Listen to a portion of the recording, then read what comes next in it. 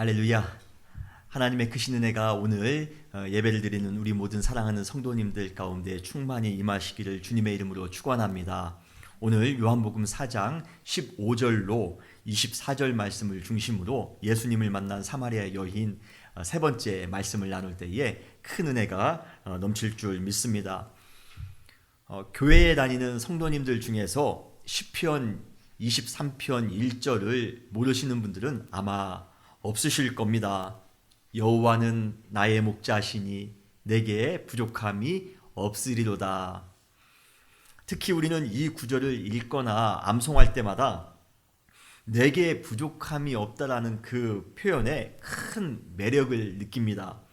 그것은 우리가 인생을 살아가면서 매 순간 부족한 것으로 인해 항상 불편하며 또 마음 졸이는 삶을 살아가는데 그때마다 우리가 부족함을 느끼지 않도록 하나님께서 무언가를 가득 채워주시는 그러한 축복을 가져다 주실 것이라는 그러한 야릇한 기분을 느끼기 때문입니다. 그러면서 우리는 그 무언가가 세상적인 것 그리고 물질적인 것이었으면 하는 상상을 합니다. 통장에 잔고가 넘치는 것, 우리가 기대했던 것보다 더 높게 승진하는 것, 사업의 성공, 자녀의 출세, 모든 사람들이 부러워하는 큰 집을 장만하는 것, 우리는 그러한 것을 통해 부족함이 없는 축복을 얻게 될 것이다 라고 기대합니다. 여러분 정말 그러신가요? 우리에게 하나님이 필요한 이유는 무엇 때문입니까? 솔직히 다분히 현실적인 이유 때문입니다. 우리가 하나님을 필요로 하는 이유는 영적인 은혜나 변화의 삶을 기대하기 때문이라기보다는 물질적인 축복, 실제적인 형통을 기대하기 때문인 경우가 훨씬 더 많이 있습니다. 세상의 수많은 사람들은 하나님을 우리의 인간적인 모든 문제를 해결해 줄 존재, 슈퍼맨 같은 존재로 생각합니다. 그리고 교회 안에서도 신앙적으로 많이 성숙하지 못한 경우 자신의 바람이나 소원을 이루기 위해 필요한 존재로서 하나님을 찾을 때가 많이 있습니다. 그래서 우리는 하나님께서 우리에게 주시는 신비한 은총과 귀한 영적 선물을 세상적인 차원으로만 이해할 때가 많이 있습니다. 예수님의 제자들도 그랬습니다. 예수님의 제자가 되는 큰 영적인 축복이 주어졌건만 그들은 그것을 세상 권력으로 착각하고 더 높은 자리를 차지하기 위해 인간적인 감정을 숨기지 않고 드러냈던 사람들이 바로 제자들이었습니다. 그리고 우리는 그러한 또 다른 대표적인 사람을 요한복음 4장 오늘 본문에서도 만날 수가 있습니다. 그가 바로 예수님을 만난 사마리아 여인입니다. 예수님께서 사마리아 여인에게 아주 특별한 생수를 주시겠다라고 말씀하셨습니다. 요한복음 4장 10절에 보면 내가 만일 하나님의 선물과 또 내게 물을 좀 달라 하는 이가 누구인 줄 알았더라면 내가 그에게 구하였을 것이요 그가 생수를 내게 주었으리라. 그러면서 예수님께서는 그 생수가 가지고 있는 신비한 효력에 대해서도 말씀을 해주십니다. 그 내용이 요한복음 4장 13절로 14절에 나옵니다. 예수께서 대답하여 이르시되 이 물을 마시는 자마다 다시 목마르거니와 내가 주는 물을 마시는 자는 영원히 목마르지 아니하리니 내가 주는 물은 그 속에서 영생하도록 솟아나는 샘물이 되리라 라고 말씀하셨습니다. 이 구절에서 예수님께서 말씀하신 물은 우리가 실제로 마실 수 있는 물이 아니라 우리의 영적 갈증을 해결해 줄 영적 생수를 예수님께서는 우리가 이해하기 쉽도록 물의 은유를 사용하여 말씀해 주신 것입니다. 만약 누가 어느 병에 물을 담아놓고 이것이 영생수라고 하면서 여러분들에게 판다고 한다면 그 사람 이단일 가능성이 매우 높습니다. 예수님께서 말씀하신 물은 그러한 물이 아니기 때문에 그렇습니다. 그런데 예수님의 생수에 관한 말씀을 아직 영적으로 이해할 능력이 없었던 사마리아 여인은 아주 일차적인 차원에서, 아주 세상적인 차원으로만 예수님의 말씀에 반응하였던 것이에요. 아마 이 여인은 예수님께서 말씀하신 내용 중에 내가 주는 물을 마시는 자는 영원히 목마르지 아니하리라 라는 내용이 아주 매력적으로 마음에 와닿았던가 봅니다. 그래서 그녀가 이렇게 반응합니다. 오늘 본문 요한복음 4장 15절입니다. 여자가 이르되 주여 그런 물을 내게 주사 목마르지도 않고 또 여기 물 기르러 오지도 않게 하옵소서.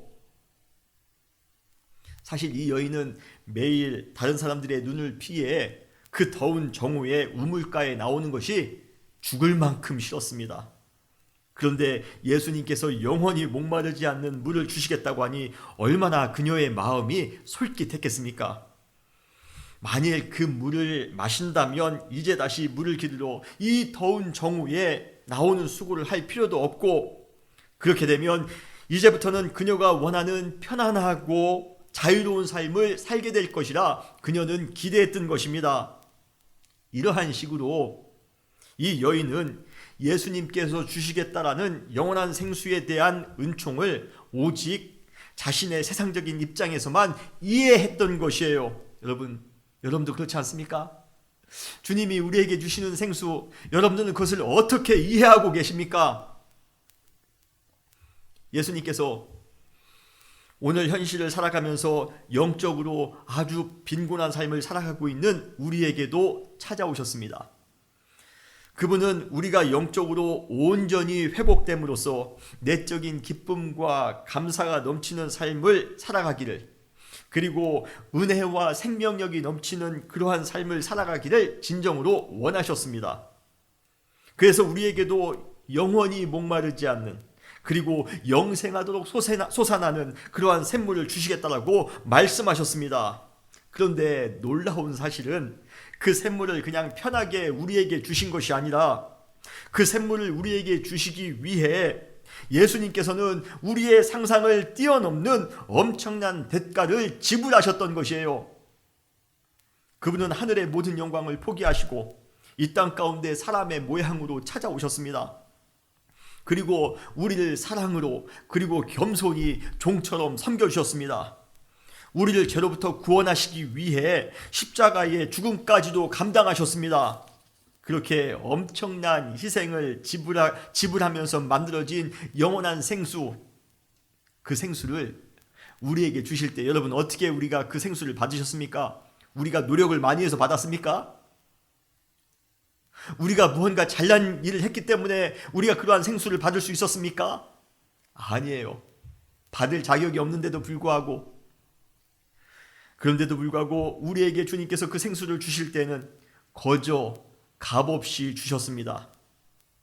우리가 그분의 은혜를 알고 그 생수를 감사함으로 마시는 순간 우리는 영원히 목마르지 않는 영적 능력을 경험하게 될 것입니다.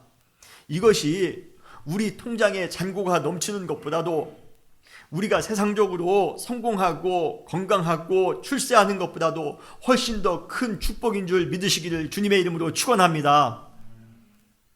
그런데 우리는 그러한 엄청난 영적 선물을 예수님께로부터 받았는데도 불구하고 그 선물의 의미를 제대로 깨닫지 못하고 그것이 세속적이었으면, 그것이 물질적인 축복이었으면 하면서 우리는 기대할 때가 많이 있습니다.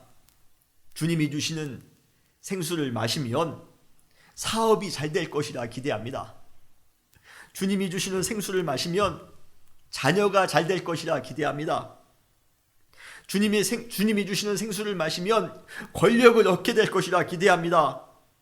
아니, 그것을 기대하는 차원을 넘어 이제는 적반하장으로 그러한 것을 하나님께 강요하기도 합니다. 하나님, 내가 왜 지금 열심히 교회에 나오는 줄 아십니까? 주님, 내가 왜 지금 열심히 헌금을 드리는 줄 아십니까? 주님, 내가 왜 지금 열심히 교회 봉사를 하는 줄 아십니까?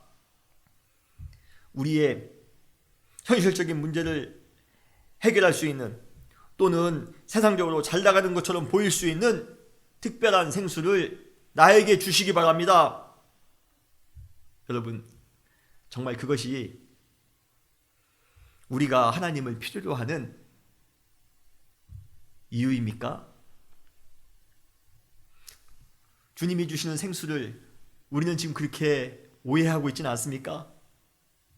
만약 우리가 이러한 식으로 예수님께서 우리에게 주시는 생수를 오해했다면 지금 우리의 신앙은 잘못된 방향으로 나아가고 있는 것입니다. 지혜로운 자녀는 부모님의 의도를 정확하게 파악하는 자녀입니다. 지혜로운 학생은 선생님의 마음을 정확하게 이해하는 학생입니다. 마찬가지로 진정한 신앙인은 예수 그리스도의 의도와 마음을 올바로 깨달으며 사는 신앙인입니다. 예수님께서 우리에게 생수를 주신다고 할 때 분명한 의도가 있습니다. 우리의 세속적인 만족을 위해서가 아니라 그보다 훨씬 더 중요한 우리의 영적 만족을 위하여 주심을 여러분 믿으시길 바랍니다. 우리는 물이 없어 갈증인 시대가 아니라 영혼의 빈곤함으로 인해 갈증을 느끼는 시대를 살아가고 있습니다. 그러한 시대를 살아가는 우리를 향해 예수님께서 오늘도 우리에게 약속해 주십니다.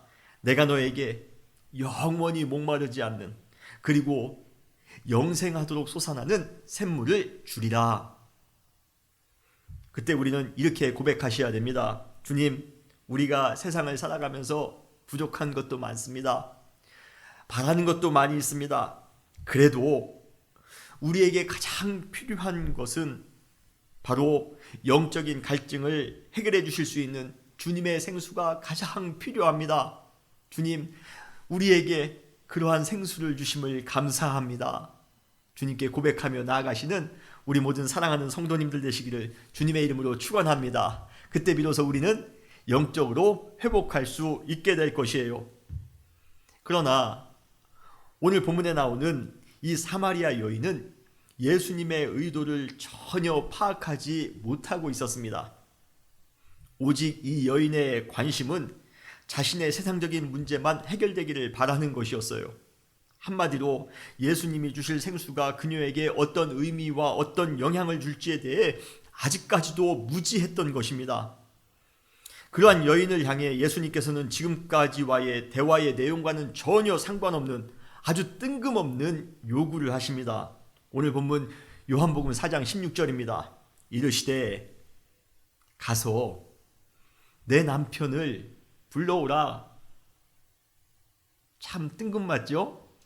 지금까지 생수의 말씀을 하셨는데 갑자기 그녀에게 내 남편을 데려오라 라고 요구하십니다.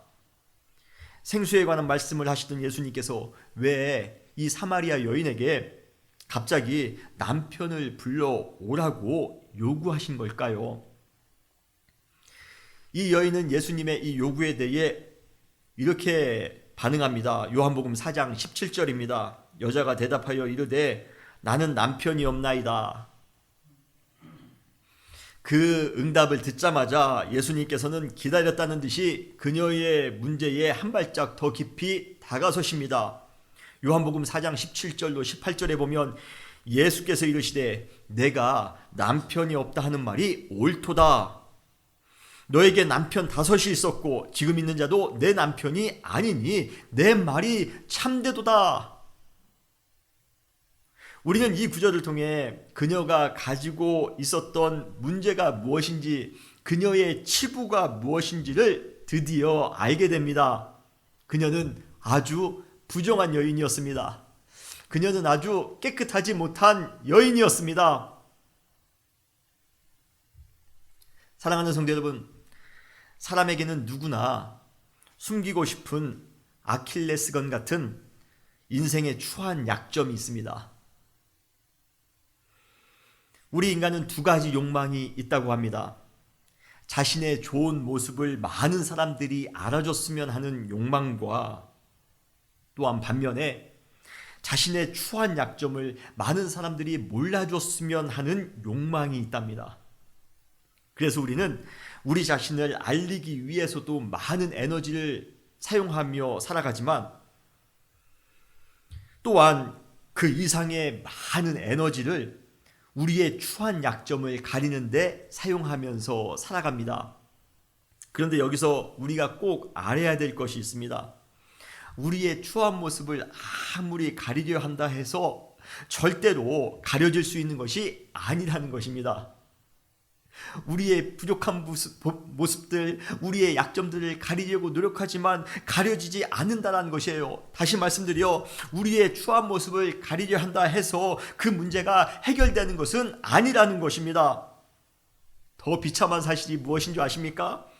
우리의 약점을 가리기 위해 노력하면 노력할수록 그 약점이 우리의 인생을 오히려 블랙홀처럼 더 깊은 곤고함의 수렁 가운데에 빠져들도록 한다는 것이에요. 지금 이 사마리아 여인이 딱 그러한 꼴입니다. 자신의 떳떳하지 못한 과거는 정말 숨기고 싶었던 그녀의 아킬레스건이었습니다. 그녀는 자신의 모든 에너지를 그 떳떳하지 못한 과거를 숨기는 데에 다 사용했습니다. 그녀가 우물가에 나오기를 거부했던 이유, 정오에만 그녀가 그 우물가에 나왔던 이유가 바로 자기의 것을 감추기 위한 하나의 방편이었던 것이에요. 그러나 가린다고 해서 자신의 문제가 다 해결되는 것은 아니었습니다. 오히려 지금 자신의 부정한 삶은 이미 핸들할 수 없을 만큼 그녀의 삶을 압도하고 있습니다. 한 남자도 아니고 두 남자도 아니고 5명이나 됐다라고 하는 것은 지금 그녀가 그녀의 부정적인 삶을 핸들하지 못하고 있다는 증거입니다. 그녀의 인생은 인정사정 없이 어둠 속으로 빨아들이는 블랙홀을 만난 것이에요. 그런데 바로 그때 그녀가 아주 극적으로 예수님을 만납니다. 그리고 예수님은 그녀를 보자마자 그녀의 영적 상태를 단번에 파악하십니다. 그래서 그녀가 가지고 있는 문제를 근본적으로 해결해 주시기 위해 영원히 목마르지 않은 그러한 샘물을 예수님께서 그녀에게 주시기를 원하셨던 것이에요. 그러나 그녀는 계속 자기의 내면의 문제를 해결하려고 노력하기보다는 아직도 그것을 가리기에만 급급합니다. 아직도 이해하지 못합니다. 아직도 드러내는 것에 대해서 무서워하고 있습니다. 바로 그때 예수님께서 그녀가 가지고 있는 근원적인 약점, 그녀가 가지고 있는 내면의 깊은 고통을 직접적으로 언급하신 것입니다. 가서 내 남편을 불러오라. 가서 내 남편을 불러오라. 아마 이 예수님의 요구는 그녀의 모든 영혼을 순식간에 뒤흔들어 놓았을 것입니다.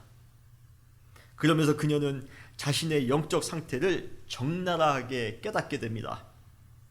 그리고 그러한 영적 깨달음으로 인해 예수님께서 말씀하신 영원히 목마르지 않은 생수가 자신의 육신의 갈증을 해결하기 위한 것이 아니라 자신의 내면의 갈증, 영혼의 갈증을 해결하기 위한 하나님의 선물, 하나님의 은총이었음을 드디어 깨닫게 됩니다. 그때까지 이 사마리아 여인에게 있어 예수님은 유대인 중에 한 사람이었습니다. 그런데 이제부터는 예수님을 바라보는 시각이 완전히 변화되었습니다. 오늘 보면 요한복음 4장 19절에 보면 여자가 이렇게 고백합니다. 여자가 이르되 주여 내가 보니 선지자로소이다. 자신의 영혼을 정확하게 진단하고 영원한 생수를 처방해 주신 예수님은 이제부터 그녀에게 있어 선지자가 되었던 것입니다. 사랑하는 성도 여러분, 우리에게도 감추고 싶은 우리만의 약점이 있습니다. 어떤 사람은 그것이 돈일 수도 있고 어떤 사람에게는 그것이 권력일 수도 있습니다. 어떤 사람에게는 그것이 망가진 인간관계일 수도 있고 어떤 사람에게는 그것이 잘못된 습관이거나 잘못된 끊을 수 없는 중독일 수도 있습니다.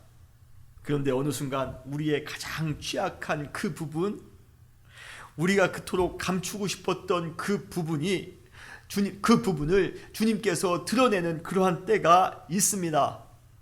우리는 지금까지 감추고 싶었는데요.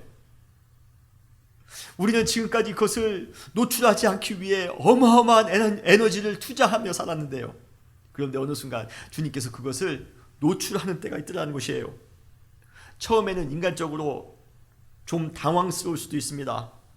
그러나 결코 그것은 하나님께서 우리에게 굴욕을 주시거나 우리를 책망하기 위한 것이 아니라 우리의 약점, 우리의 죄와 허물을 궁극적으로 치료해 주시기 위한 것임을 여러분 꼭 명심하시기 바랍니다. 왜입니까? 주님은 우리의 중심을 보시는 분이십니다. 우리의 아픔을 보시는 분이십니다. 그리고 그것이 치유되기를 누구보다도 바라는 분이 바로 주님이시기 때문에 그렇습니다. 여러분, 우리가 병에 걸렸을 때에 숨기는 것만으로는 치유할 수 없다는 것을 다 잘 알고 있습니다. 우리의 상태를 정확하게 진단하고 그것을 치유할 수 있는 의사에게 가야지만이 우리의 상처가 치유될 수 있고 회복될 수 있습니다. 우리의 영혼도 마찬가지입니다. 감추거나 포장한다고 해서, 그렇지 않은 척 한다고 해서 나아지는 것 절대로 아닙니다. 오히려 우리의 영혼의 질병은 더욱더 심각해질 뿐입니다. 그런데 우리는 그러한 문제일수록 사마리아 여인처럼 회피하면서 살아갈 때가 얼마나 많이 있었습니까? 혹여나 들킬까봐, 나의 잘못된 그러한 재물관에, 나의 잘못된 그 인간관계, 미워하는 마음, 시기하는 마음, 질투하는 마음, 나의 잘못된 습관들, 중독된 습관들, 그것이 드러날까봐 우리는 두려워하며 살았습니다. 이 사마리아 여인처럼 말입니다. 그러한 우리에게 예수님께서는 사마리아 여인에게 하셨던 것처럼 똑같은 것을 요구하실 것이에요. 내 남편을 데려오라. 내 남편을 데려오라. 너는 너의 고장난 영혼의 상태를 피하려고 하지 말고 솔직하게 바라보라는 것입니다. 우리의 죄악된 마음을 솔직하게 바라보라는 것입니다. 우리가 죄인임을 우리가 솔직하게 깨달아야 된다는 것입니다. 우리가 잘못된 것에 중독되었음을, 우리가 세상의 가치 가운데에 살고 있음을, 다른 사람을 미워하며 살고 있음을 우리는 정확하게 드러내라는 것입니다. 바라보라는 것입니다. 그때 비로소 우리는 예수님께서 왜 우리에게 생수를 주려 하시는지 그 이유를 깨닫게 될 것입니다.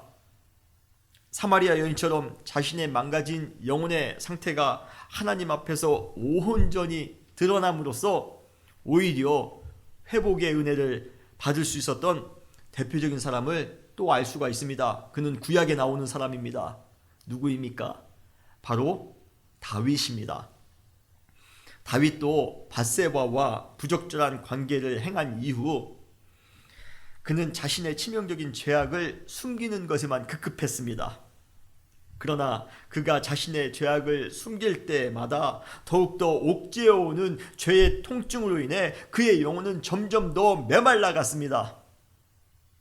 그런데 바로 그때 나단 선지자가 하나님을 대신해서 다윗이 감추어왔던 그 죄를 폭로합니다. 사무엘하 12장 7절로 9절 말씀에 보면 나단이 다윗에게 이르되 당신이 그 사람이다. 당신이 지금 죄 있는 그 사람이다. 어마어마한 죄를 지은 바로 그 사람이다라고 그 죄를 폭로하고 있습니다. 어찌하여 내가 하나님의 말씀을 업신여기고 나 보기에 악을 행하였느냐? 내가 칼로 햇사람 우리아를 쳐서 암몬 자손의 칼로 죽이고 그의 아내를 빼앗아 내 아내로 삼았도다.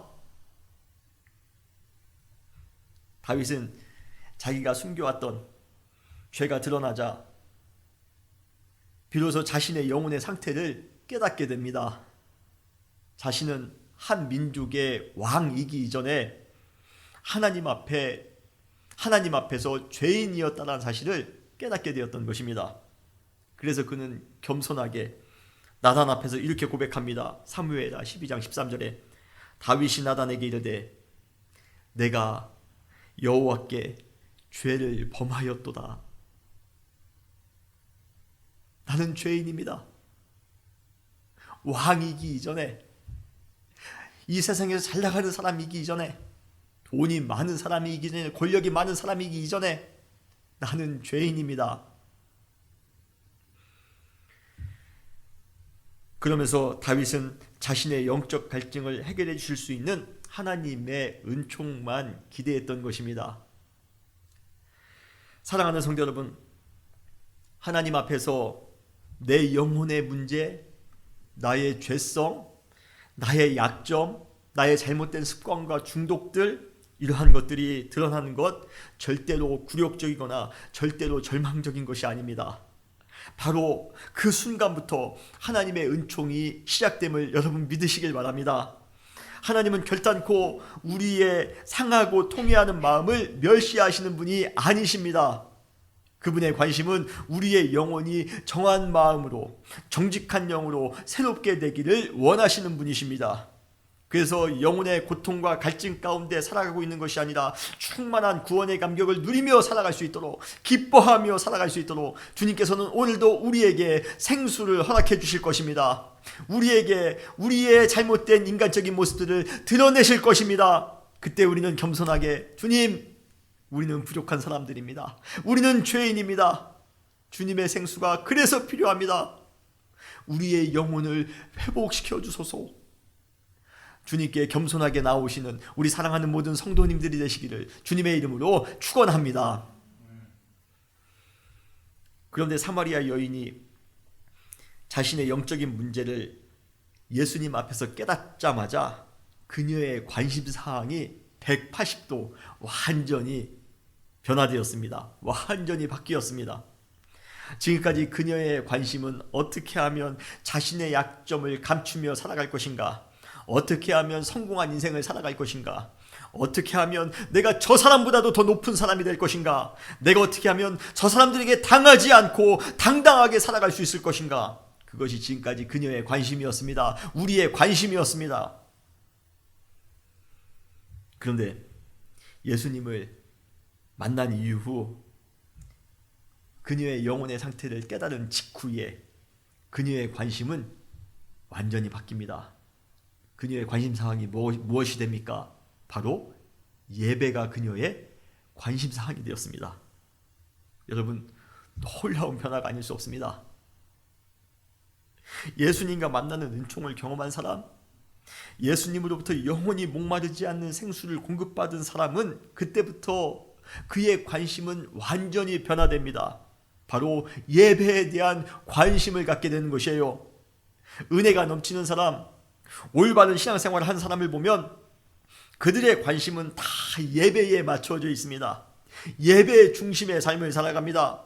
항상 예배의 기쁨이 그의 삶 가운데 넘치는 것을 우리는 알 수 있습니다. 우리 안에 영적으로 고장난 것을 우리가 제일 처음 알 수 있는 방법은 바로 우리가 예배에 대해서 어떻게 생각하느냐입니다. 예배에 대해서 우리의 마음 가운데 감동이 없습니다. 예배가 우리의 삶 가운데 1순위가 아닙니다. 예배를 드리는 것이 지루합니다. 예배를 드리는 것이 억지로 한 것 같습니다. 그러면 우리 영혼에 문제가 생긴 것입니다. 그러나 주님을 만난 사람, 구원의 기쁨이 있는 사람, 예수님이 주신 생수를 마신 사람, 영생의 기쁨이 있는 사람, 그 사람은 예배에 대한 관심을 가지고 살아갑니다. 예배 중심으로 살아갑니다. 사랑하는 성도 여러분, 오늘 우리의 신앙이 예배를 바라보며 예배에 관심을 두는 그러한 신앙이 되시기를 주님의 이름으로 축원합니다. 요한복음 4장 20절로 24절까지 이 5절밖에 안 되는 구절에 예배라는 단어가 무려 10번이나 사용되고 있습니다. 신약성경 전체에 예배라는 단어가 60번 사용됩니다. 요한복음에는 12번 사용되고 있습니다. 그런데 이 짧은 5절에 10번에 걸쳐서 반복해서 사용되고 있습니다. 그래서 우리가 예배라는 주제를 함께 나눌 때 이 요한복음 4장 20절로 24절 말씀을 우리는 항상 함께 나눌 수밖에 없습니다. 우리가 다음에 예배라는 주제를 통해서 함께 나눌 때에 이 구절을 자세하게 나누기로 하고요. 오늘은 이 구절에서 예배에 관한 중요한 한 가지 사실만 함께 나누며 말씀을 마무리하기를 원합니다. 바로 그것은 때에 대한 중요성입니다. 타임에 대한 중요성입니다. 예수님께서는 이 구절에서 예배드리는 때에 대해서 강조하고 있습니다. 사실 예배에 대한 이 사마리아 여인의 질문은 장소에 관한 것이었습니다. 오늘 보면 요한복음 4장 20절에 보면 우리 조상들은 이 산에서 예배하였는데 당신들의 말은 예배할 곳이 예루살렘에 있다 하더이다 라고 말씀하십니다. BC 4세기에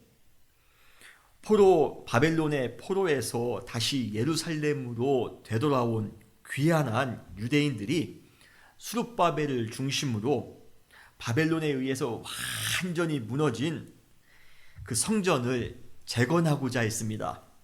그때 사마리아 사람들도 동참하기를 원합니다. 우리도 같이 예루살렘 성전을 짓는데 동참하겠습니다. 그런데 유대인들은 사마리아 사람들이 민족의 순수성을 상실했다라는 그러한 이유로 성전 재건에 참여하지 못하게 합니다.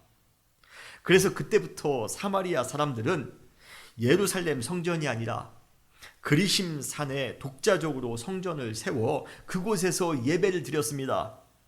그렇기 때문에 사실 예루살렘 성전과 그리심 산의 성전은 민족 분열, 종교 분열의 상징이나 마찬가지입니다. 요한복음 4장 20절에 나오는 이 여인의 말은 이러한 역사적인 사건을 배경으로 하고 있습니다. 그녀는 예수님에게 예배 장소에 대해서 그래서 질문했던 것이에요. 우리가 어디에서 예배를 드려야 됩니까? 사람들은 예배의 장소와 공간을 매우 중요하게 생각합니다. 그러나 장소를 강조하면 강조할수록 예배는 편협하게 될 수가 있습니다. 당시 사마리아 사람들은 그리심 산에서만 예배를 드려야 된다고 주장했습니다.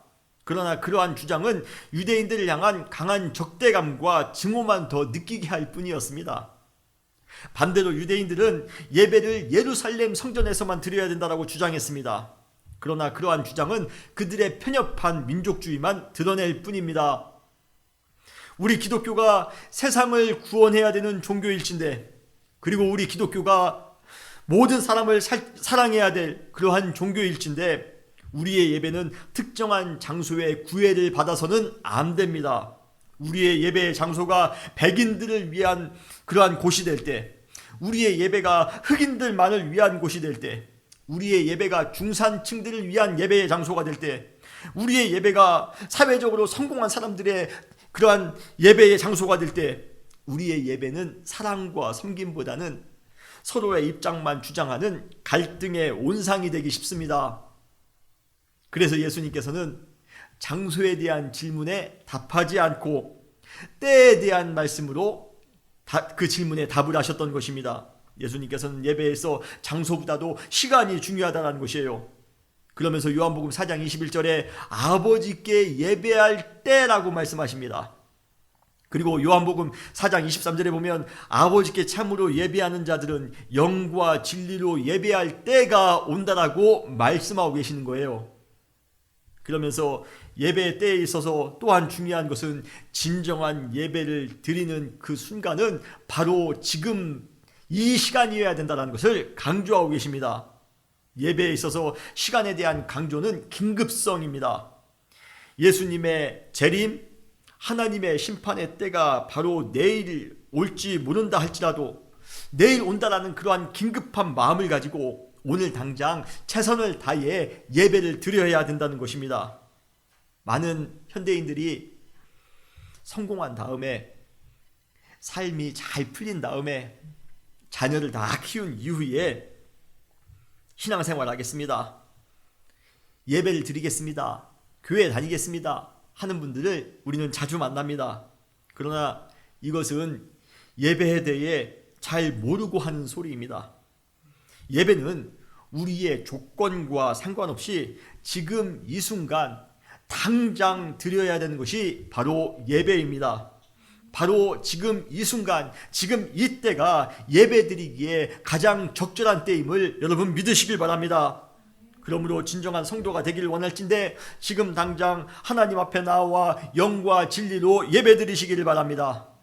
주변에 아직까지도 예배 드리기를 주저하는 분들이 계시다라면, 유보하고 계신 분들이 계시다라면 그들에게도 권면하시기 바랍니다. 지금 이 시간이 예배 드리기에 가장 적절한 때입니다.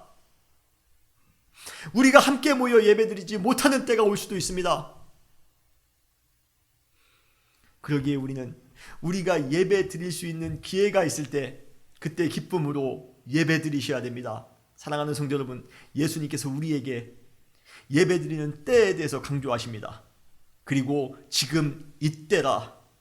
아버지께 참되게 예배하는 자들은 영과 진리로 예배할 때가 오나니 지금 이때라. 내일이 아닙니다. 우리의 사업이 잘 된 이유가 아닙니다. 우리가 건강해진 이유가 아닙니다. 우리가 출세한 이유가 아닙니다. 지금, 바로 지금 이 순간이 예배드리기에 가장 적절한 때임을 여러분 믿으시고 주님 앞에 예배의 자리로 나오시는 우리 모두가 되시기를 주님의 이름으로 축원합니다. 그러기 위하여 우리는 사마리아 여인처럼 우리를 제대로 바라볼 수 있어야 됩니다. 우리는 죄인입니다. 주님의 생수가 필요합니다. 주님, 영생하도록 솟아나는 그러한 역동적인 주님의 생명의 생수가 우리에게 필요합니다. 우리가 그러한 생수를 통하여 예수 그리스도를 진정으로 알 때 우리의 관심은 바뀌게 됩니다. 주님, 이제는 예배자가 되길 원합니다. 주님, 이제는 예배 중심으로 살겠습니다. 지금은 예배 드릴 때입니다. 특별히 팬데믹 시대에 우리는 참 예배 드리기 어려운 시대를 살아가고 있습니다. 그럼에도 불구하고 대면 예배를 드리든 온라인 예배를 드리든 상관없습니다. 신령과 진정으로 주님 앞에 예배 드리는 때 바로 지금입니다. 팬데믹 이유가 아닙니다. 주님 앞에 나와 온전히 예배 드리는 그러한 우리 사랑하는 모든 성도님들이 되시기를 주님의 이름으로 축원합니다. 다 같이 기도하시겠습니다.